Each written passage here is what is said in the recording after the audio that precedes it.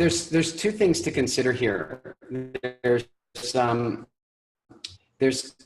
people in a way that makes your life manageable. In other words, you're having dinner at a friend's house, or you need to communicate with them. And that one's really straightforward, because I'm really clear. People invite me and Elise over for dinner. There are things that we do to just make it okay. The one is that we just say this to them. We're weird. We do. We just say that. We go, we're weird. We eat really weird. Like we don't do milk. We don't do sugar. We don't do wheat. We don't do processed food. Like, we're really fussy. It might be better if we go out for a meal.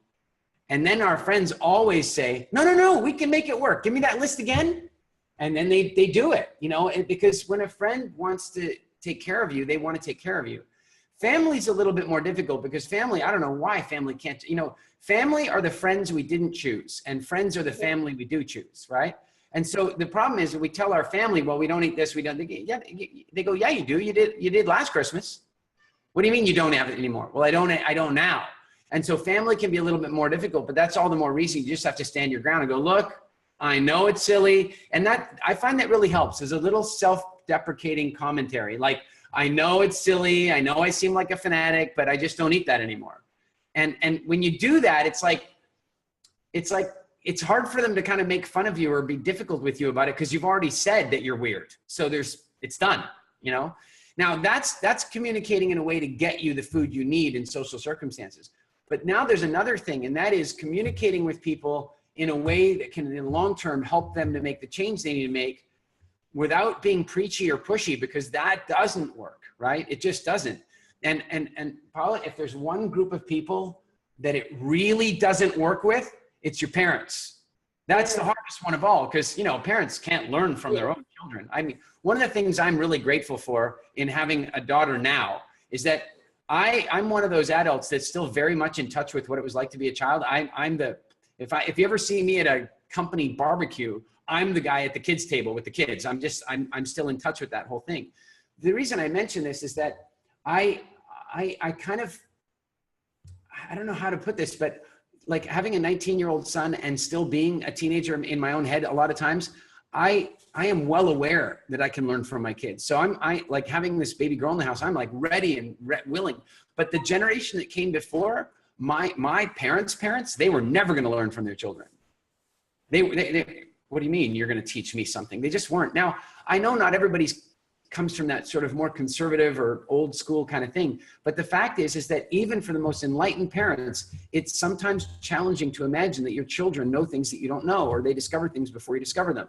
And so the minute we walk in preachy, the minute we go, oh, mom, dad, you can't eat that stuff, it's rubbish for you. Then there's two big problems you have. One is there's the whole kid dynamic, but then there's the other dynamic. And I didn't understand this with my parents. I actually really hurt my mom once. I didn't even think of it. It didn't even occur to me that this would be a problem. But one day I just went on and on about the dairy industry and how terrible it was and why I was sick all the time. And guess what? She felt guilty because I'd forgotten she was the one giving me the milk. Like it didn't occur to me that she might take, about my milk consumption, talking about the milk industry, right? So when we're talking with our parents or close relatives and stuff, the only thing I can tell you is no preachy. It's all inception. It's like simply wait for them to ask the right questions. They're bound to notice that you look great. Let them ask. Don't tell them. They're bound to notice, and they're bound to notice that you're eating different foods. I go, why? Well, why didn't you eat the bread? I just find that for me, Paula, bread just doesn't work.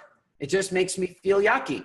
Have you ever noticed that for yourself? They're going to say yes or no, but you've not been preachy to them, right? So you kind of put it on yourself. And then in time, by leading that way, first of all, people will leave you alone because you're not trying to preach at them. And secondly, they'll get curious, and that's how you're going to get them. I mean, by the way, if you've got resistance at home, don't fight the resistance. You're not going to beat the resistance. Ask the Germans. It doesn't work. You're not going to beat the resistance. What you're going to do is you're going to live and lead by example. And then the people in your life, and I even say this quite often, the people in your life, even the ones that are most opposed, will come around. And you're a living example of it. So just do the same thing.